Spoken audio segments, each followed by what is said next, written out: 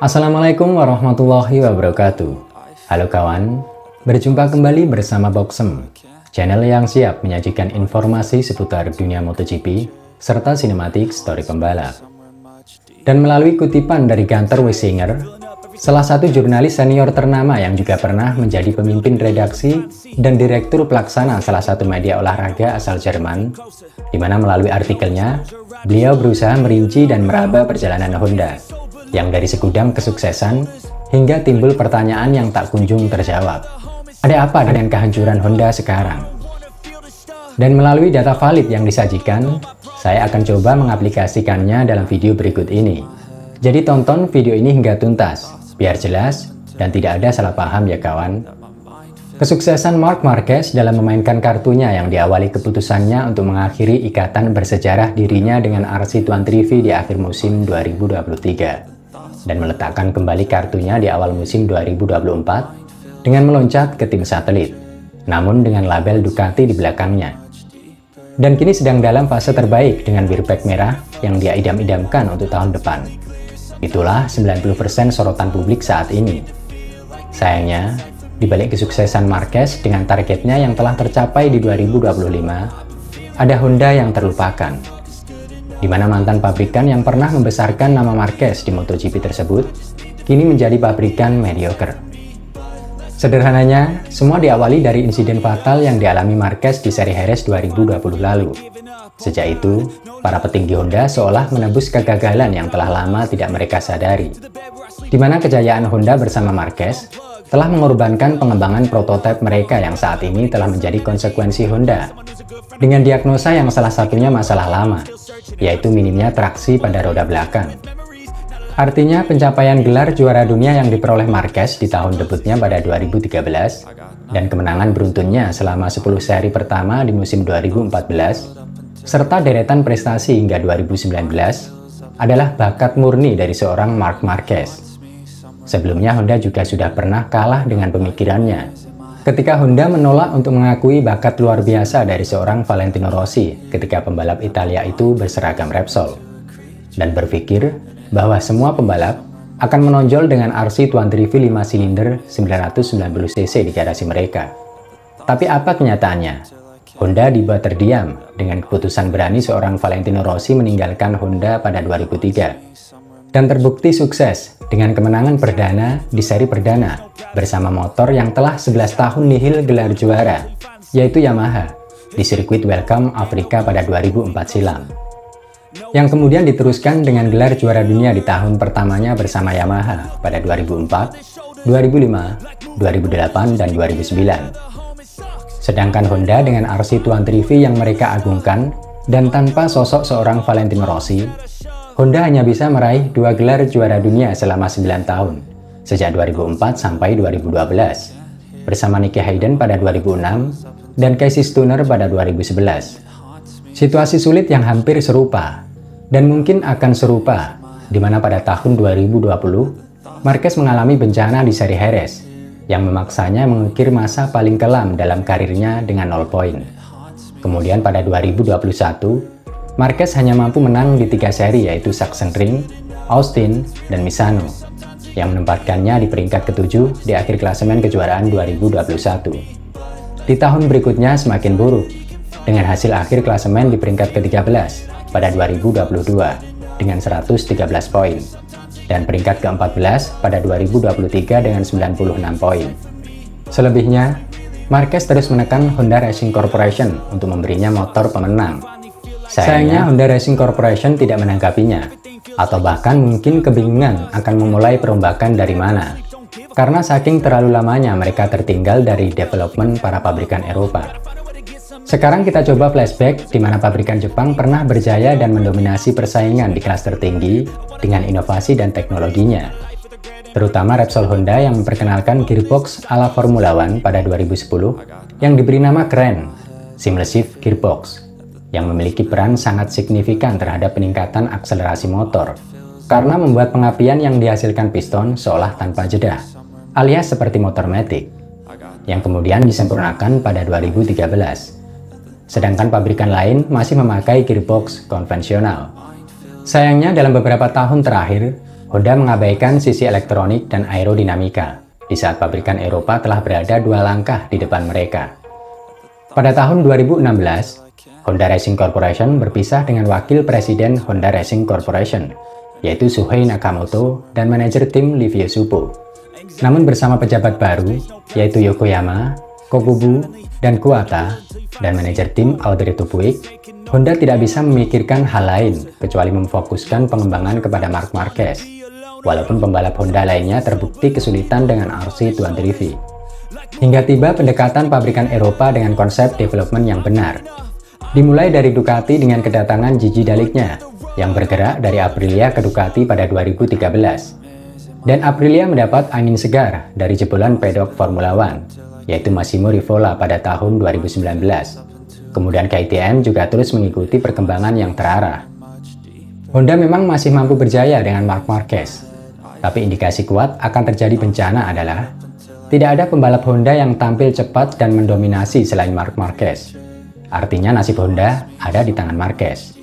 Sejauh itu, Honda seolah baik-baik saja, bahkan saat penyeragaman ACU Magneti Marelli pada tahun 2016. Namun pada tahun 2018, Honda mendapatkan konsekuensi pertama dari kurangnya respon Honda kepada pembalap kedua mereka, yaitu Dani Pedrosa, yang pada akhirnya memilih untuk mengakhiri karir panjangnya bersama Honda dengan predikat juara tanpa mahkota, yang kemudian KTM mengamankan talenta brilian dari sensitivitas seorang Dani Pedrosa sebagai test rider, dan terbukti.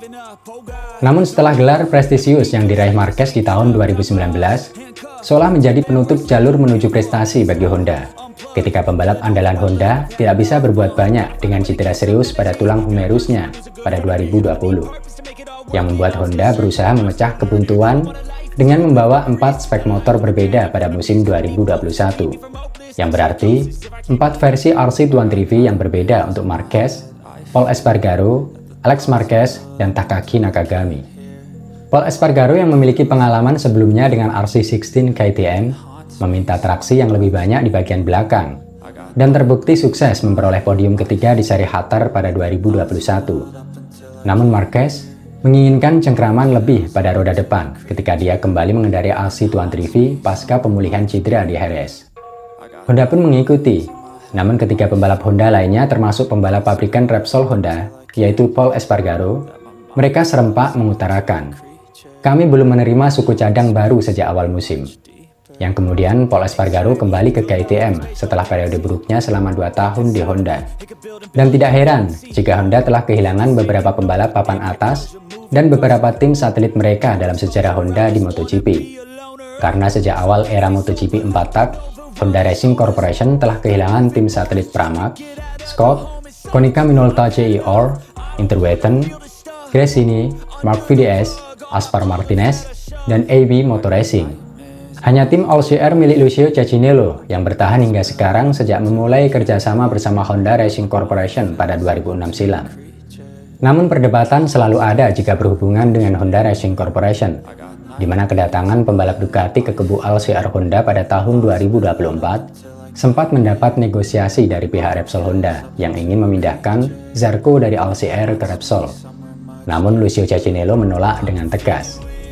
Kemudian kekosongan kursi pembalap andalan mereka yang melompat ke Gresini demi GP23 Ducati akhirnya diisi oleh adik tiri Valentino Rossi, yaitu Luca Marini, bertandem dengan Joan Mir, mantan juara dunia 2020 dari Suzuki. Sayangnya sejauh ini, proyek Honda masih di luar ekspektasi, dan situasi kedua pembalap Honda pun terjawab bahwa mereka sekarang sedang tidak beruntung. Kita coba flashback sekali lagi ke musim 2023, di mana Takeo Yokoyama diberhentikan dalam tugas, namun setelahnya RC200V masih tetap dalam performa terburuknya.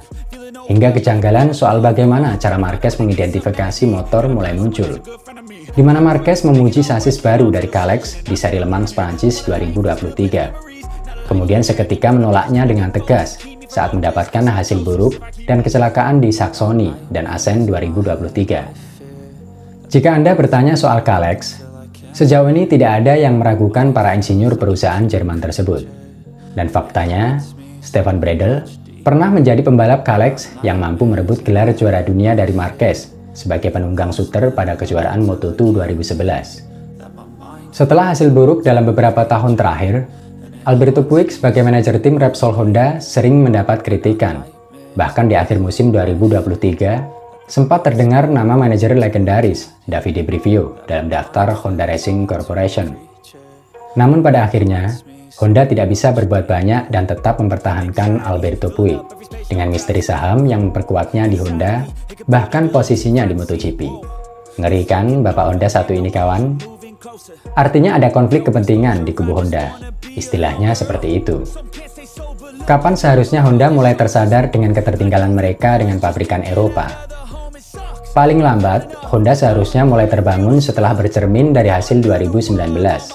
Di saat pembalap terbaik Honda kedua, yaitu Cal Crutchlow, yang menempati peringkat ke-9 kejuaraan dengan selisih 287 poin dari sang juara dunia, yaitu Marc Marquez, yang saat itu meraih 12 kemenangan, 6 kali posisi kedua, dan 1 kali kecelakaan.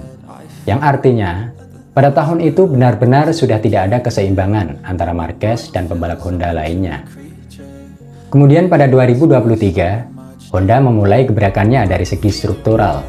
Bahkan otak dari beringasnya CSX RR Suzuki, yaitu Ken Kawauchi, juga ditarik ke pedok Honda setelah Suzuki hengkang dari MotoGP di akhir musim 2022. Tapi apa yang terjadi? Honda masih tetap dengan kebuntuannya.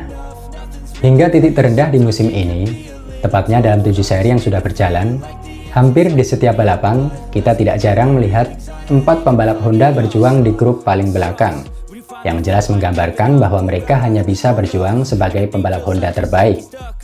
Dan sejauh ini, Joan Mir sebagai pembalap Honda terbaik di klasemen setelah 7 seri yang sudah berjalan di musim 2024 ini. Namun dari segi performa masih sangat jauh dari podium, bahkan bersaing di 10 besar. Joan Mir mengoleksi 13 poin di peringkat ke-18, diikuti Johann Zarco di peringkat ke-19 dengan 9 poin. Kemudian pembalap veteran Jepang, Takaki Nakagami mengoleksi 8 poin dan duduk di peringkat ke-21.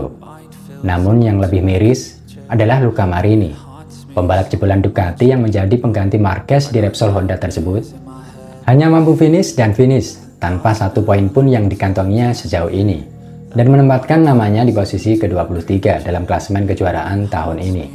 Sangat berbanding terbalik dengan nasib adik tiri Valentino Rossi tersebut ketika dia mengendarai GP22 di musim lalu, dengan pencapaian 4 kali podium di race utama dan berhasil menutup musim 2023 di posisi ke-8 dengan koleksi 201 poin. Dan sebagai penunggang Ducati terbaik kelima dari 8 penunggang Ducati secara keseluruhan. Sebuah gambaran jelas betapa sulitnya semua pembalap Honda sekarang di atas RC200 dengan segudang problema yang tak kunjung menemui titik terang. Ditambah situasi pendukung Honda sendiri tahun depan masih menjadi tanda tanya besar, di mana sponsor utama Honda yang sudah menjalin kerjasama bersejarah selama 30 tahun, yaitu Repsol, telah dikabarkan akan mundur sepenuhnya dari peran pentingnya di pedok Honda di MotoGP mulai musim 2025. Yang jelas, dipicu dari kemunduran nama Honda di MotoGP dalam beberapa tahun terakhir. Mungkin satu-satunya harapan Honda saat ini hanyalah memanfaatkan konsesi sebaik mungkin dengan mengaplikasikan umpan balik ke 4 pembalap mereka dengan benar, dan terus seperti itu. Namun ada bocoran informasi kawan, bahwa Honda saat ini sedang mempersiapkan proyek RC200 terbaru yang diklaim bisa mengatasi masalah kurangnya traksi roda belakang yang selama ini menjadi masalah utama RC200. Tapi sejauh ini belum ada konfirmasi lebih lanjut kapan prototipe tersebut akan diuji. Dengan problematika Honda yang sangat-sangat kompleks, kira-kira bagaimana pendapat kalian? Silahkan bisa diramaikan di kolom komentar ya kawan. Dan semoga Honda bisa segera bangkit dari keterpurukannya dan kembali meramaikan persaingan podium di setiap serinya. Semoga informasi yang saya bagikan bermanfaat dan bisa menemani waktu santai kalian semua. Jangan lupa dukung selalu channel ini kawan dengan cara like, subscribe, share, dan komen. Serta tidak bosan selalu saya ingatkan, biasakan berdoa dan cek kondisi kendaraan Anda sebelum pemakaian. Akhir kata, wassalamualaikum warahmatullahi wabarakatuh. See you next time and thank you for watching my video. Ciao!